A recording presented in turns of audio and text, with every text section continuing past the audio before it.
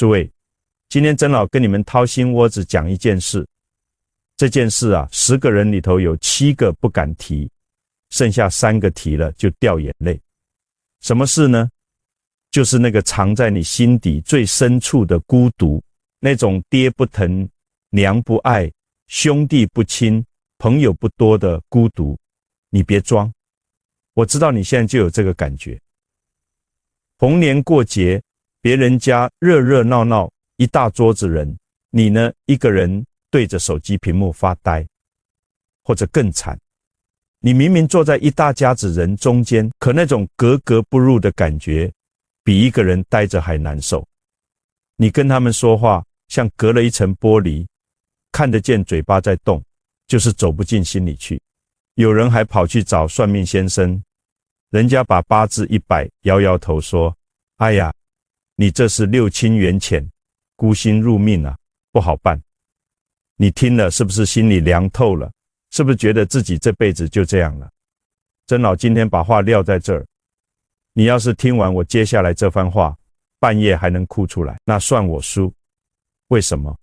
因为你根本不知道，你以为的诅咒恰恰是你最大的福报，你以为的孤独恰恰是老天爷给你开的后门。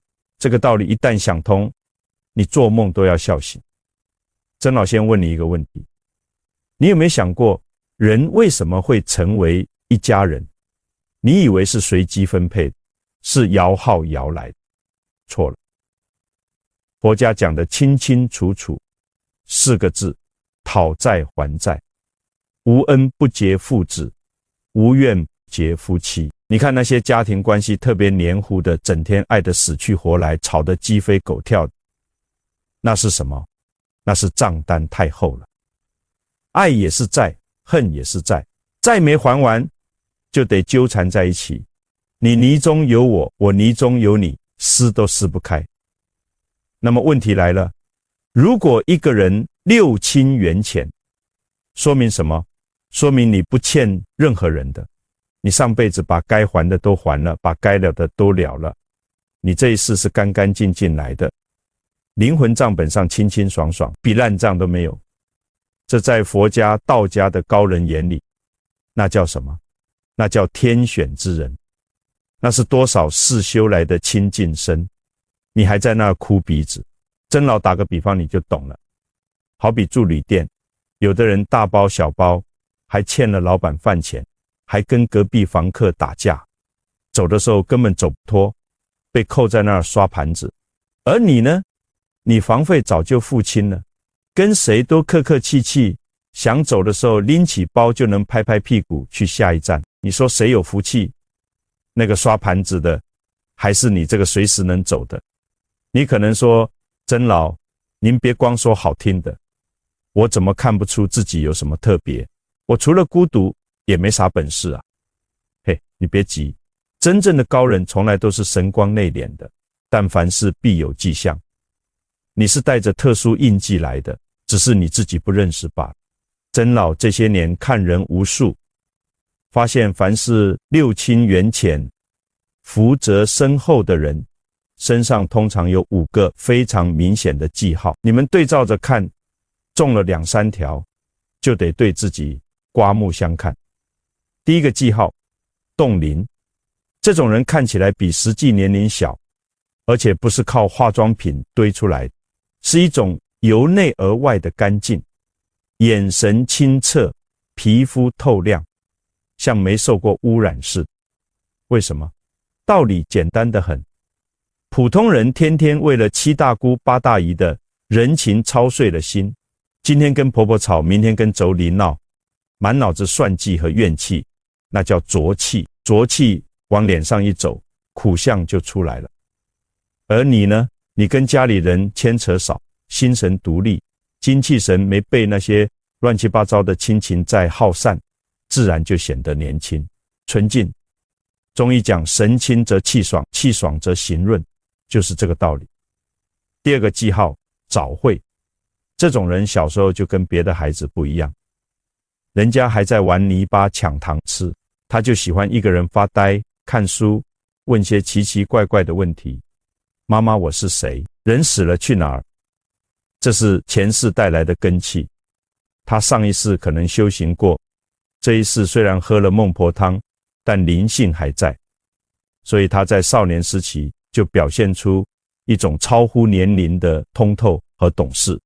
看大人吵架，心里跟明镜似的，知道谁对谁错，但就是不说。这种早熟本身就是一种孤独，因为同龄人还在幼稚园的水平，他已经站在大学的高度了，玩不到一块去。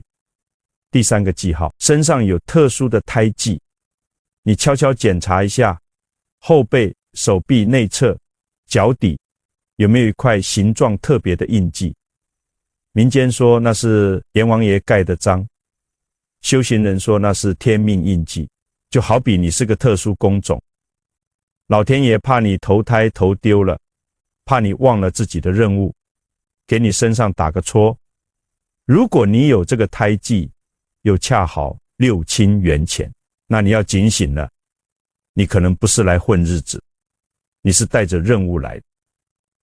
第四个记号，洁癖般的高标准。这种人活得很毒，不是因为傲慢，是因为看不惯，看不惯虚伪的客套，看不惯尔虞我诈，对自己要求高，对别人也容忍度低，所以朋友很少。水至清则无鱼嘛，你太干净了，那些浑水摸鱼的人自然不敢靠近。这其实是老天爷在帮你筛人，你的能量场珍贵得很，不能让乱七八糟的人来污染，所以让你性格稍微孤傲一点，帮你挡掉那些烂桃花、烂社交。第五个记号，直觉准的吓人。有没有过这种感觉？还没出门就觉得今天要出事，结果真出事了。第一次见某个人，明明他笑嘻嘻的，你心里就发毛，觉得不对劲。后来果然证明他是个骗子。这就是你的天赋，因为你心里干扰少，就像一根灵敏的天线，能接收到天地间的信号。有些人甚至能做预知梦，梦见未来的场景。千万别以为自己是神经病，这是老天爷给你的补偿。他拿走了你世俗的热闹亲情，但给了你通达天地的灵性。别人手里拿的是菜市场的入场券，你手里拿的是通往更高维度的钥匙。好，5个记号讲完了，不管你中了几条，曾老都要恭喜你。这就证明你的孤独不是因为被抛弃，而是因为被选中。但光知道自己被选中还不够，你得明白怎么活，怎么修，才能对得起这个身份。这里面有一个最关键的分寸，拿捏不好，你就不是修佛，是修魔了。曾老先把一个最危险的误区给你们堵上。有些人听到这儿就跑偏了，心想，好啊，原来我爸妈是来讨债的，那我不理他们了。反正缘浅是好事，我就断绝关系。胡闹，简直是胡闹。你要是这么干，那就是从一个火坑跳进另一个冰窟窿。你们给我听清楚，六亲缘浅和六亲不认，那是一个在天上，一个在地下。缘浅是命，是客观状态，是过去式的因果决定的，不是你的错，也不是他们的错。不认是业，是你心里生了嗔恨，是你主观的恶意。本来你这一世是来了债的，结果旧债没清完又欠了新的，下辈子还得更惨的纠缠。那到底该怎么做？曾老送你们一个核心心法，8个字：尽职尽责，不动凡心。什么意思？该你做的一样不少。父母养育了你，这是不管他们态度好不好，他们老了病了，你得出钱出力，这是还债也是积德。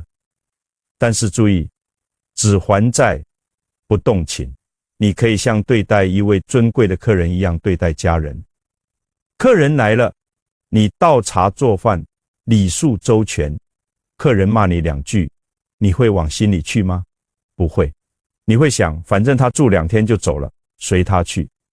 这就是敬而远之的高级境界。敬是礼貌，是孝顺，是做给因果看。远是心里的距离，不期待他们理解你，不期待他们表扬你，也不在乎他们误解你。很多六亲缘浅的人痛苦在哪儿？痛苦在心里还在乞讨。几十岁的人了，还像个没断奶的孩子，天天伸着手要妈妈你爱我一下吧，爸爸你夸我一下吧，要不到就生恨。你要明白，既然缘浅，那个爱的账户里本来就是空的，你非要去提款，提不出来还要砸提款机，那不是傻吗？你长大了，你自己就是发电厂，为什么还要靠别人给你充电？既然家里这碗水是凉的，你就别非要把它烧开，当凉白开喝，解渴就行。当你不再向亲人索取情绪价值的时候，你就真的解脱了。以前你妈骂你，你气得3天睡不着，现在她骂你，你觉得她好可怜。这么大岁数了，脾气还这么大，身体怎么受得了？你看，当心里没有了索取，生出来的就是慈悲，这就是菩萨心肠。身在红尘，心在方外，手上的活一样不落，心里的门关得紧紧。这不叫冷血，这叫大智慧，这叫万花丛中过，片叶不沾身。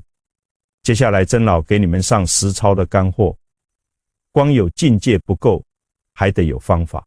你们六亲无靠的人，在职场上没人脉，在生活里没帮手，怎么把路走宽？分3步。第一步，把全部精力砸在事业上。为什么？因为对你们来说，事业就是你的父母，你在家里得不到的尊严，工作里能得到，你在亲人那里得不到的安全感，人民币能给你。而且人的运势是整体的气场，当你事业的磁场强大起来，它会产生吸力。以前看不起你的亲戚突然变客气了，以前欺负你的小人突然绕着你走了。所以别在鸡毛蒜皮的事上跟家人斗气，消耗精力。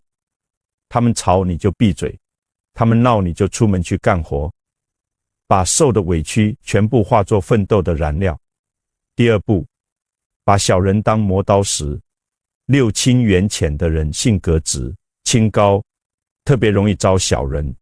你会觉得我明明没惹他，他为什么害我？你要晓得，小人是你的逆增上缘，是来成就你的，只不过用的是恶心你的方式。没有这些人盯着你，你可能就懒散了。正因为有他们随时准备抓你小辫子，你做事才滴水不漏，才越来越强。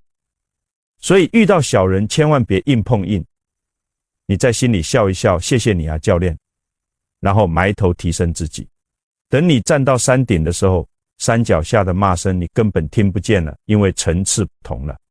第3步，五行补缺。很多时候六亲缘浅是因为八字五行太偏，比如火太旺的人脾气急，说话冲，亲人想靠近都怕被烫伤。缘分能不浅吗？怎么补？取个带水的名字，或者柔和一点的网名，天天被人叫，就是天天在给你加持，用水克火，把燥气降下来。如果你跟亲生父母缘薄，可以认个干爹干妈，或者找一位德高望重的导师当长辈来敬重，这叫过继气运。既然亲生的那根管道堵了，就接一根新的。再就是多穿你的喜用神颜色，缺木穿绿，缺土穿黄，把身边环境调顺了，气场就不那么孤立，缘分自然聚过来。方法教完了，但曾老还要给你们讲一个故事，道理是干巴巴的，故事才是湿润，能流进心里去。在一个偏远的小镇上有座古庙，传说这庙不求升官发财，只求一样东西，这一生最后的一个愿望。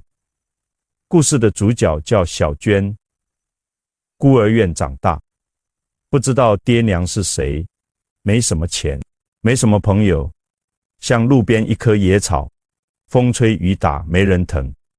但小娟心特别善，世界对她不好，她从来不恨这个世界。有一天她听说了那个庙的传说，就去了，跪在蒲团上。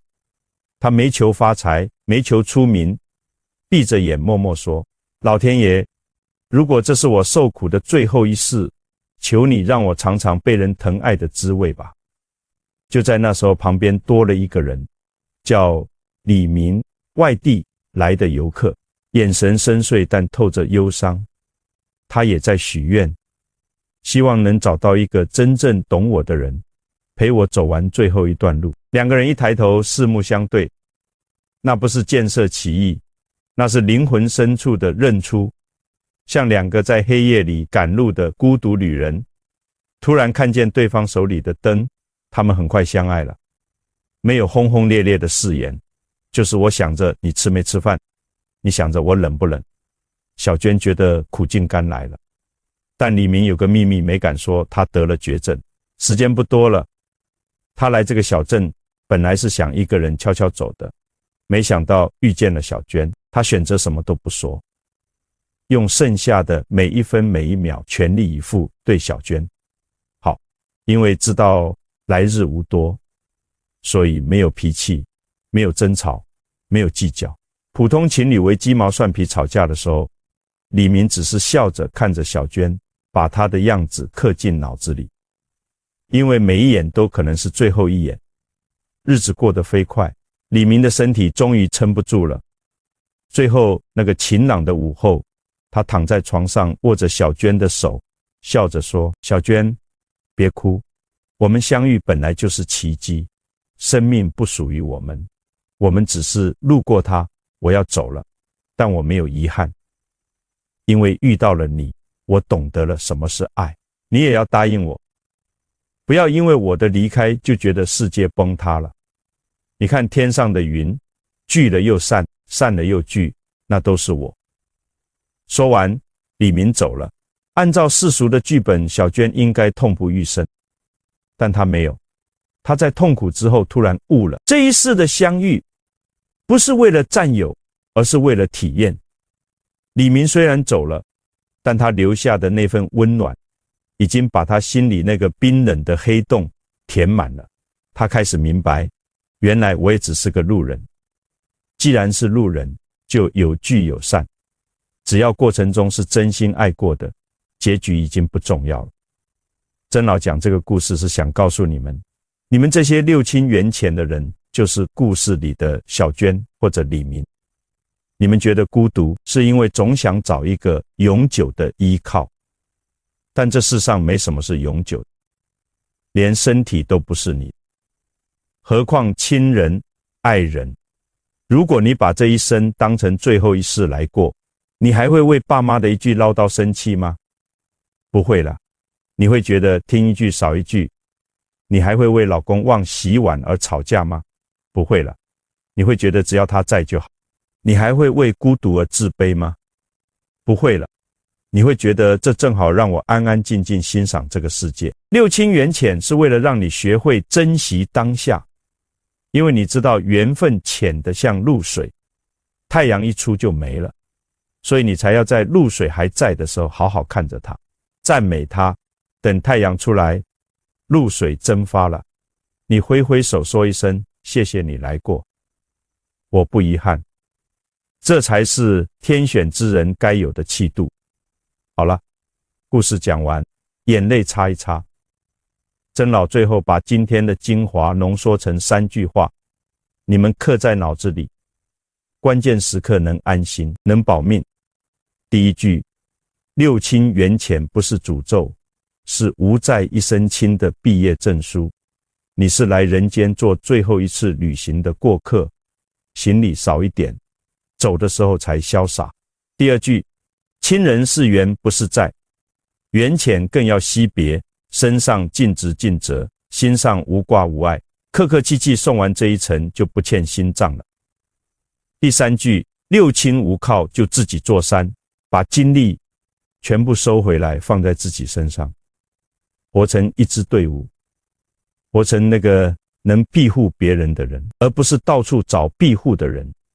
但曾老还要多说一层，哪怕你把上面这些全做到了，你也只是修成了一个独善其身的罗汉。真正的大圆满是利他。你要晓得，这个世界上像你一样痛苦的人太多太多了。有多少人在深夜里因为父母的偏心想不开？有多少人因为夫妻的冷漠得了抑郁症？有多少人觉得自己是天煞孤星，甚至想结束生命？如果在那个关键时刻，他看到了你分享的这番话，突然想通了，原来我是天选之人，原来我是无债一身轻就在那一瞬间，心念一转，万事皆转，他可能就不轻生了，可能就放下对父母的仇恨了。救人一命胜造七级浮屠，救人心灵功德更是无量。所以曾老说，最好的修行不是躲在深山打坐，真正的修行是在红尘里做一个传播光的人。你虽然六亲缘浅，但你可以做天下人的亲人。你把这盏灯传下去，照亮了别人的路，你自己的路会不会更亮？肯定会赠人玫瑰，手有余香。如果你觉得今天这番话解开了你心里多年的疙瘩，让你透了一口气，请你动动手指点个赞。这不是虚荣，这是一个确认的动作。当你点赞的时候，你就是在向宇宙发射一个信号，我听懂了，我认领这份福报。更重要的是转发，把它转给你觉得活得累的朋友，转给你的家人。你这一转，可能就度化了一个正在钻牛角尖的灵魂，他因为你的转发少造了一个恶业，少走了一段弯路，这份功德会记在你的账上，也会回向给你的家人。最后，来评论区结个善缘，不要发牢骚，不要诉苦，发善愿。你可以写，我不欠人，人不欠我，愿一切众生离苦得乐。或者写，我是六亲缘浅的天选之人，我愿用我的光照亮他人。当成千上万的人都在评论区留下善念，这就形成了一个巨大的共修磁场，大家互相加持，坏运气都能给你冲散。好了，缘分不强求，有缘自会再会。愿你们这一世虽六亲缘浅，但得大自在，得大圆满。曾老能讲多少是多少，这个道理的传播要靠你们。记住，能受天磨真铁汉，不招人忌是庸才。你六亲无靠，就把自己活成千军万马。当你有一天不需要父母帮衬也能立得住，不需要伴侣安慰也能内心强大，不需要亲戚认可也能自信满满，那一刻你就圆满了，那一刻你这一世的任务才算真正完成。天地悠悠，你本质具足，何须外求？去吧，带着你的光，走完这最后一程。我们下回再见。